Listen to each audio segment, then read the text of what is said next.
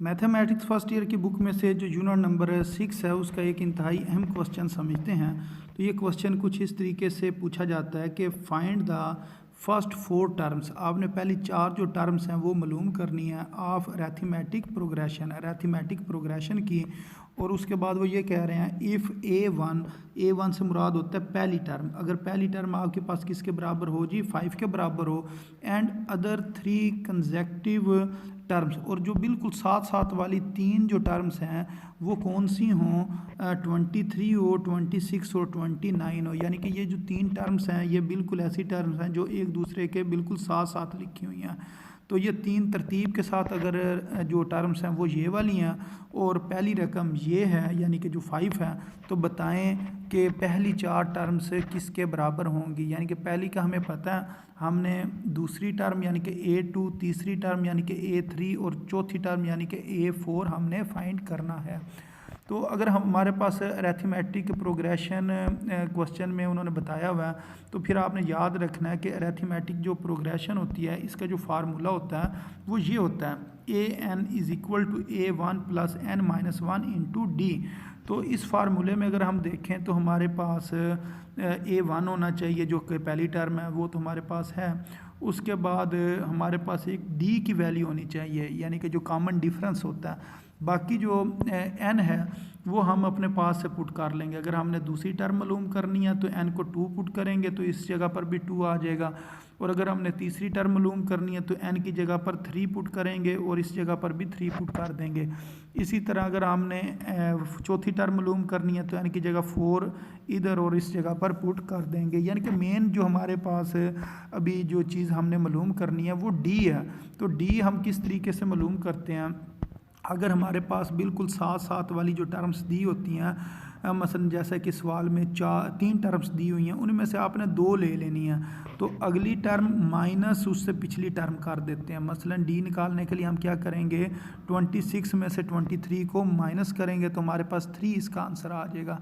इसी तरह अगर हम चाहें तो इसके अलावा हम यहाँ से भी डी निकाल सकते थे। मसलन ये वाली 2 टर्म्स ले लेते तो अगली टर्म 29 है, उससे पिछली टर्म 26 है, 29 में से 26 को माइनस कर लेते तो वहाँ से भी हमारे पास जो डी है वो मालूम हो सकता था। तो हम इन दोनों में से किसी एक यानी कि डी जो है वो निकाल लेंगे। तो उसके बाद हमने क्या करना है, हम ये वाला जो फार्मूला है इसको दोबारा लिखेंगे, फिर कहेंगे पुट n = 2। अगर n को हम 2 पुट करें तो किस किस जगह पर 2 आ जाएगा, एक इधर n लिखा हुआ है, एक इधर n लिखा हुआ है, इधर 2 पुट कर देंगे और इधर 2 पुट कर देंगे। अब बाकी हमने A1 की वैल्यू पुट करनी है और D की वैल्यू पुट करनी है। A1 जो है वो हमें पता है 5 के बराबर है, जैसा कि ये क्वेश्चन में भी उन्होंने बताया हुआ था कि पहली टर्म जो है वो 5 है। डी अभी हमने खुद मालूम किया वो 3 है। अब 2 में से 1 को माइनस करेंगे तो 1 आ जाएगा। अब इन दोनों को मल्टीप्लाई करते हैं तो ये आ गया 3 और ये आ गया 5। 3 और 5 कितना आ गया, 8 आ गया। तो इसका आंसर कितना निकल आएगा जी, 8 आंसर इसका आ जाएगा। तो इस तरह हमने A2 जो है वो फाइंड कर लिया। अब हमने n को 3 पुट करना है, तो जिस जिस जगह पर n है उधर 3 पुट करते हैं। मसलन इस जगह पर 3 पुट कर दिया और इस जगह पर 3 पुट कर दिया। अब 3 में से 1 को माइनस करेंगे तो 2 आ जाएगा। अब A1 की वैल्यू 5 है और D की वैल्यू 3 है, वो पुट किया। 3 2s आर या 2 3s आर 6 और ये वाला 5 इस जगह पर आ गया। 6 और 5 को ऐड करेंगे तो कितना आ जाएगा, 11 आ जाएगा। इसी तरह हमने इससे जो नेक्स्ट A4 मालूम करना है तो n को हमने 4 पुट कर देना। इस जगह पर n लिखा हुआ है, इस जगह पर n लिखा हुआ है, इधर 4 लिखेंगे, इधर 4 लिखेंगे। जब 4 में से 1 को माइनस करेंगे 3 आ जाएगा। अब A1 की जगह पर 5 और D की जगह पर 3 हमने पुट कर देना। अब जब 3 को 3 से मल्टीप्लाई करेंगे 9 आएगा और ये वाला 5 शुरू में आ गया। 9 और 5 कितना हो जाएगा, 14। तो A4 हमारे पास किसके बराबर आ जाएगा, 14 के बराबर आ जाएगा। तो A1 तो गिवन था वो 5 था, A2 हमने निकाला 8, A3 हमने निकाला 11, A4 हमने जो फाइंड किया वो कितना आया जी, 14।